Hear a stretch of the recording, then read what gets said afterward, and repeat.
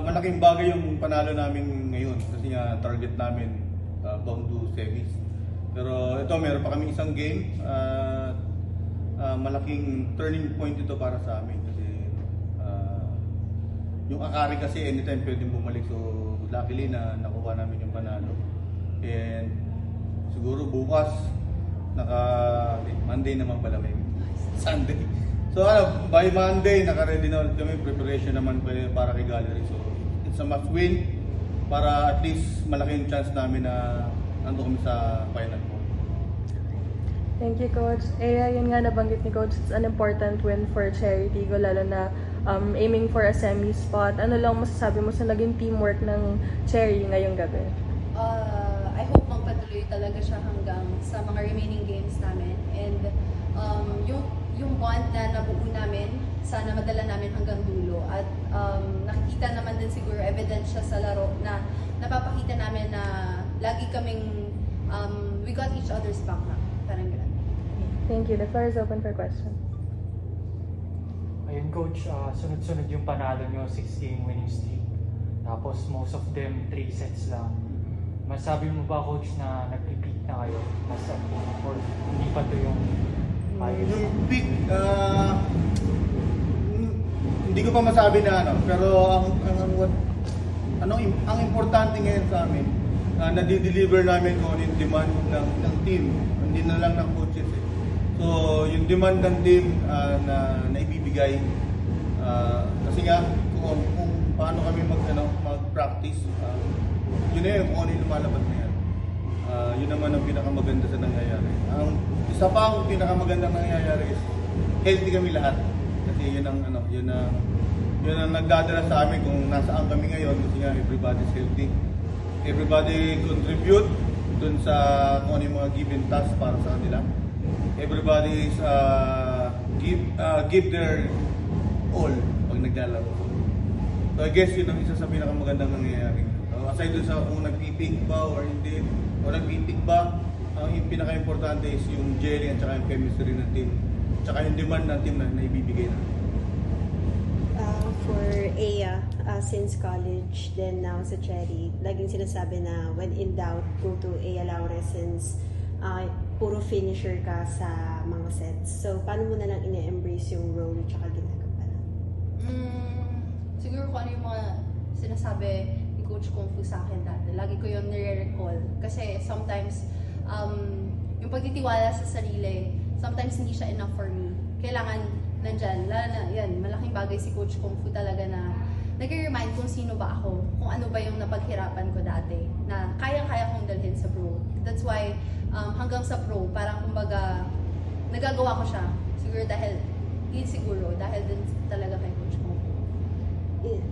Nabanggit mo rin na higher competition when it comes to pro, then nakapag-adjust ka from collegiate. Paano na lang yung ways mo para makapagsabayan? Of course, matitindi din yung middle blockers ng mga opponents. Sorry, isa pa, nandulo. Paano ka na lang nakikipagsabayan tsaka to keep up with the intensity ng opponents' middle blockers? Siguro kasi sometimes may mga laro kasi ako na loading.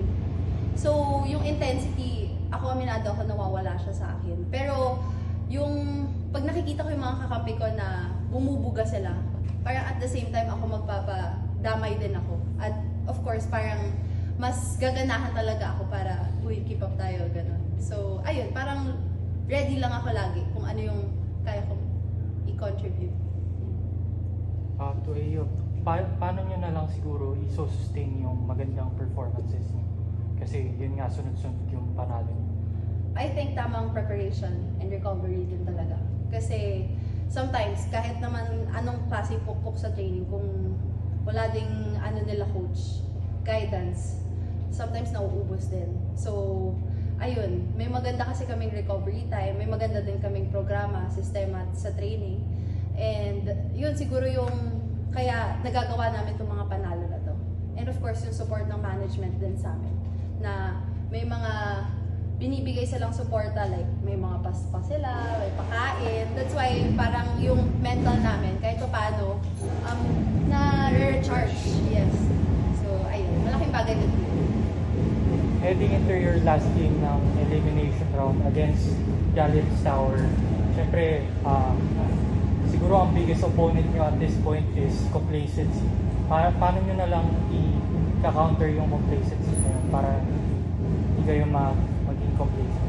Lagi naman pinapaalala sa amin nilang coaches and everyone naman na respetuhin yung kalaban. Siyempre, balik kami sa training, pag-aaralan ulit namin sila, may mga scouting pa din kami na kumbaga kung ano yung normal namin ginagawa sa ibang team, gagawin din namin dito syempre sa Galleries. Kasi syempre nagtatrabaho din sila nagtatraining sila araw-araw, pinagtatrabahuan din nila yung mga panalo. And syempre, player din sila, gusto nilang manalo, di ba? I mean, team din sila. Syempre, kami, in our side, balik kami sa training, sa programa na sistema, bibigay nila Coach Kung Fu sa amin.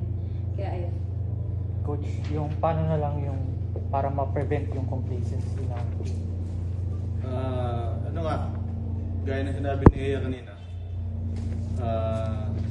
nire-remind namin sila from time to time na yun nga, binibigyan namin kung anong respeto para dun sa mga sa nagiging kalaban namin at magiging kalaban. Pero ang sa amin, yung respeto namin sa sarili namin, yung respeto namin sa team, yung demand ng team na kailangan namin ibigay. So yun dun yun ang pinakang baseline lagi namin para hindi kami naliligaw. Tsaka ang ano lang naman, ang gamot lang naman sa nakakalimot, paalala. So we just keep reminding them na what important now, just be at the moment. Kasi hindi pa tapos ang laro. So lahat ito gusto manalo. So kami din. So that's why, again, yung respeto namin sa kalaban namin at yung para sa amin, yun lagi ang nire-remind namin sa kanila. Thank you, Coach. Thank you, Ea. Congrats.